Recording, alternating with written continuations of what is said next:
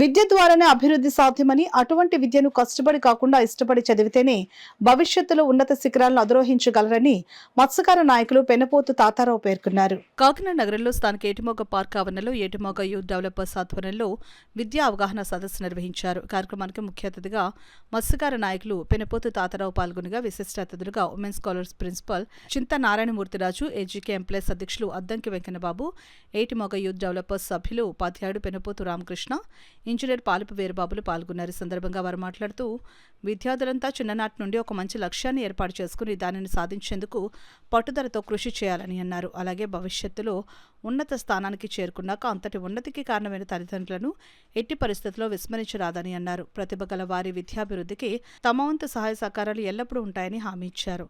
అనంతరం ఏటిమోగ youth developers సభ్యుడు రేకాడు శ్రీనివాస్ మాట్లాడుతూ, సుమారు 6 సంవత్సరాల నుండి తమ యూత్ అంతా కలిసి అగ్నికుల క్షత్రియ సామాజిక వర్గంలో ప్రతిభ కలిగిన విద్యార్థులను ప్రోత్సహించడంలో భాగంగా ప్రత్యేక కెరీర్ గైడెన్స్ కార్యక్రమాలు నిర్వహించడం జరుగుతుందని అన్నారు. తమకు సహకరిస్తున్న ప్రతి ఒక్కరికి ప్రత్యేక కృతజ్ఞతలు తెలియజేశారు. అనంతరం పరీక్షలకు వెళ్తున్న విద్యార్థులకు ఎగ్జామ్ మెటీరియల్ను ఉచితంగా పంపిణీ చేశారు.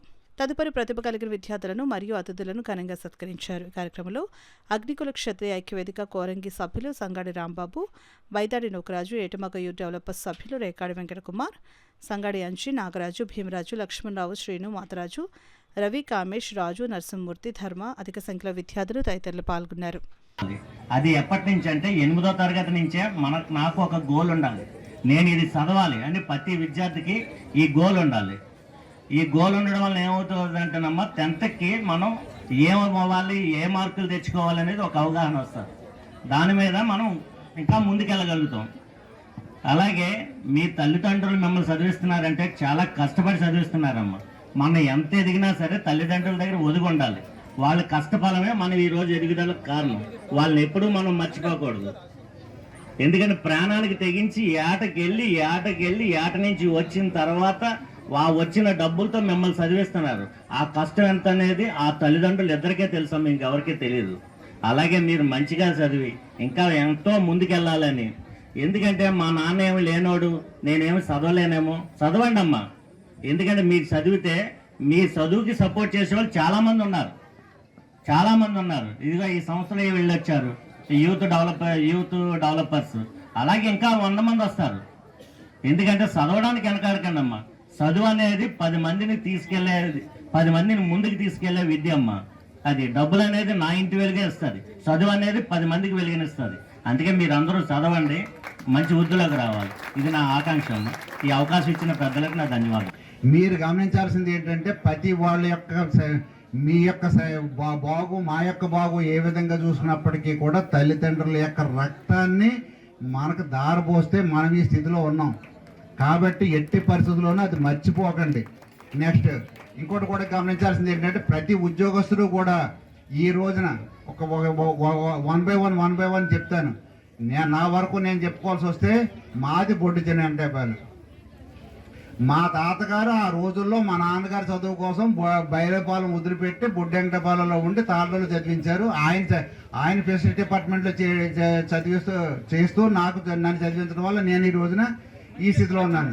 నా గురించి కూడా కొద్దిగా చెప్పుకోవాలంటే పేదరికంతో మా నాన్నగారు కూడా ఎక్కువ చదివించలేకపోయారు. కానీ ఏంటంటే మొట్టమొదటి కష్టపడి నేను ఉద్యోగం సాధించుకున్నాను, టీచర్గా ఉండేవాడిని, టీచర్ ఉద్యోగం సాధించుకున్నాను. అక్కడతో ఆగకూడదనే ఉద్దేశంతో మళ్ళీ MSc MD కూడా కట్టుకుని ఈ రోజున మళ్ళీ భగవంతు ఇచ్చిన అవకాశంతో నేను లెక్చరర్ నుంచి ప్రిన్సిపాల్, ఈ రోజున స్టేట్ డిస్ట్రిక్ట్ ఆఫీసర్గా కొనసాగలుగుతున్నాను. అలాగని చెప్పి నేను మళ్ళీ వెనక్కి వెళ్ళలేదు. నేను ఎక్కడ అవకాశం ఉంటే రాష్ట్రంలో కానీ లేదా మళ్ళీ మన చుట్టుపక్కల కానీ ఏ మంచి కార్యక్రమం జరిగినప్పటికీ కూడా నాకున్న అవకాశం మేరకు నేను శక్తియుక్తులను అందజేస్తూ ఉంటాను. మునుముందు ఇంకా ఈ సంవత్సరం ఎంతమంది అయితే అత్యంత మార్కులు పొందిన వాళ్ళు వచ్చారో దానికి డబుల్ రెట్టింపు అవ్వాలనేసని, మా కార్యక్రమం ఈ విధంగానే కొనసాగాలనేసని ఎవ్రీ ఇయర్ మా కార్యక్రమానికి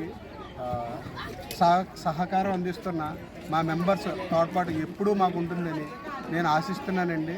ఈ కార్యక్రమమే కాకుండా నెక్స్ట్ మా ఫ్యూచర్ ఆలోచన ఏంటంటే కనుక ఎవరైతే చదువుకుంటున్నారో వాళ్ళు ఉద్యోగాల విషయాల్లో చాలా ఆటుపోట్లు ఇబ్బందులు ఎదుర్కోవాల్సి వస్తుంది. వాళ్ళకి చదువు అయిపోయిన తర్వాత కోచింగ్ అటువంటి కార్యక్రమాలు అనేసి అన్నది నెక్స్ట్ చేయాలనేసి అనుకుంటున్నాం.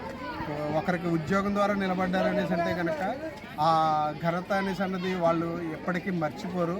వాళ్ళు ఆ సహకారం అందించిన తర్వాత వాళ్ళు వాటిని గుర్తుంచుకుని ఇంకా ముందుకు వెళ్తారనేసి అని మేము వాళ్ళకి ఒక బిల్డింగ్ లాంటిది ప్రొవైడ్ చేసి, ఎవరైతే ఎడ్యుకేషన్ కంప్లీట్ చేసి కోచింగ్ కోసం వెయిట్ చేస్తున్నారో అటువంటి వాళ్ళకి భవిష్యత్తులో ఒక బిల్డింగ్ అనేసి అన్నది ఏర్పడాలనేసి అని కోరుకుంటున్నాం.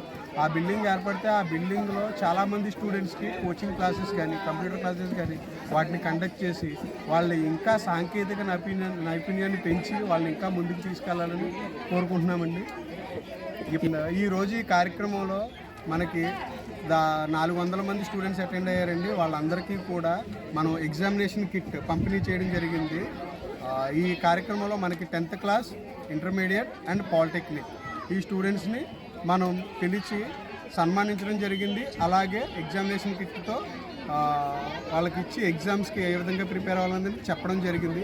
అండ్ ఇక ముందు ఇక్కడతోనే ఆగిపోకుండా నెక్స్ట్ రాబోయే రోజుల్లో వీటిని డిగ్రీ స్టేజ్కి కూడా డిగ్రీ వాళ్ళని కూడా పిలిచి సత్కరించేలాగా చేయాలని మా ఆకాంక్ష. దానికి కూడా మా గ్రూప్ మెంబర్స్ సహకారం ఉంటుందని చెప్పేసి అని వాళ్ళందరూ సహకరిస్తారని మాకు మరింత ఆపన్న హస్తాలు అందుతాయని చెప్పేసి అనేసి కోరుకుంటున్నాము.